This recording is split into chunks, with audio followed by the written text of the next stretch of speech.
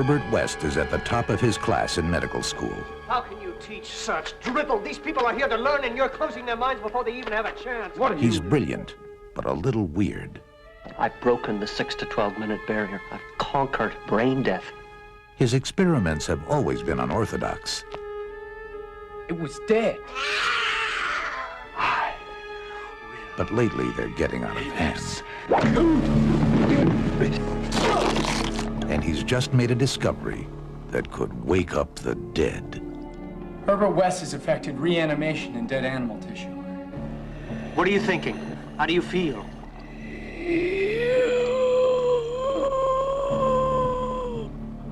You? 15 cc's of reagent being administered. Once you wake up the dead, you've got a real mess on your hands.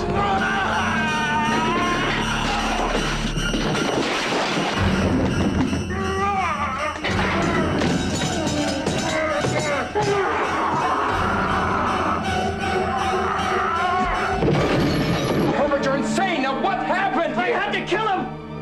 He's dead? Not anymore.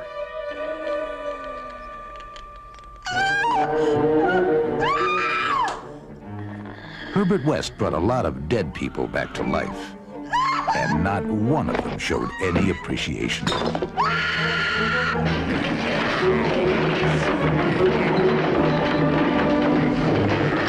H.P. Lovecraft's classic tale of horror, Re-Animator. Mr. West. You'll never get credit for my discovery. Who's going to believe a talking head? Get a job in a sideshow.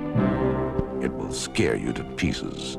Welcome back to the 31 Days of Spooks. My name is Dylan Goebel, and today I'm talking about Re-Animator, released in 1985. The film is directed by Stuart Gordon and stars Jeffrey Combs as Herbert West. He is a scientist who develops a reagent that can bring the dead back to life, but soon finds out that bringing these dead bodies back to life may have some serious consequences. Okay, Re-Animator. One of the best horror comedies ever made. This is a movie that I think is perfect. This movie is perfectly paced. It is very fucking well written. Very well acted. Very well directed.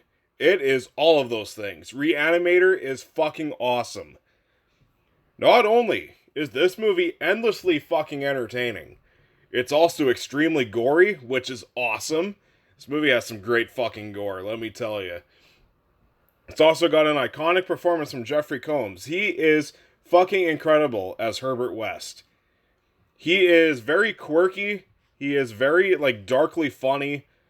And, yeah, he's crazy in all the good ways. This movie is fucking legendary. This movie is everything I want out of a horror comedy. It's got an awesome musical score, too. Very iconic musical score. It is fantastic. The practical effects are all amazing. This came out in the mid-80s, so you're getting all practical effects here. No CGI. And they all still look fucking phenomenal to this day. This movie also moves by at a fast pace. I mean, this movie is only, 80 minutes? And that 80 minutes feels like 40. This movie moves by at a lightning speed pace. This movie is never boring. It is always fucking entertaining. Everybody gives great performances. And this movie is funny. Really fucking funny. It's more subtle humor, but you also get some fucking or what lots of people like to call splatstick. Because there's fucking gore all over this movie. You also get some slapstick here and there. Most of the humor is very deadpan. Very deadpan style of humor. If that's your thing, you'll fucking love Re-Animator. I love all the characters too. All of the characters are interesting. It's an 80s horror movie, so you get some nudity. There's also some male nudity in here, so at least this movie decides to be a little bit more equal with its nudity. That's not very common in 80s horror movies. Usually it's all like titties everywhere, but no, you get some male nudity here as well, so props to this movie for having a little bit of equality. Yeah. What else can I say? Oh yeah, this movie's final act. This movie's final act is fucking crazy.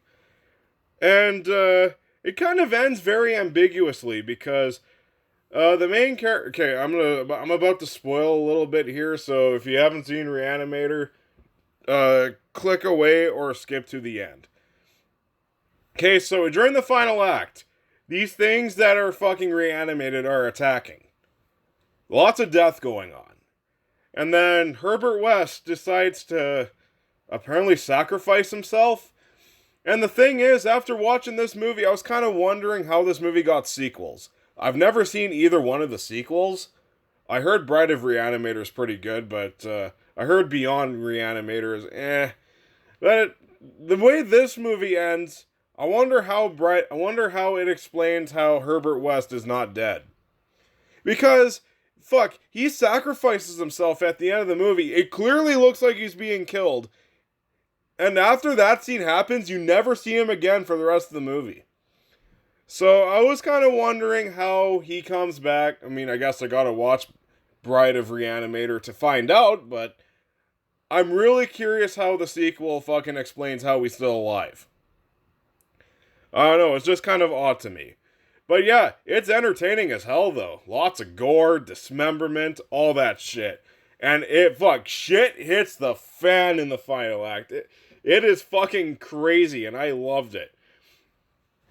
So yeah, overall, this movie's got a nice horror atmosphere. It's got some great laughs. The gore is fucking amazing. It's got an awesome musical score. Great performances all around. Awesome writing. Re-Animator is fucking perfect, in my opinion. Re-Animator, definitely one of the best horror films of the 80s. If you haven't seen Re-Animator, definitely check it out. I am absolutely giving Re-Animator an A+.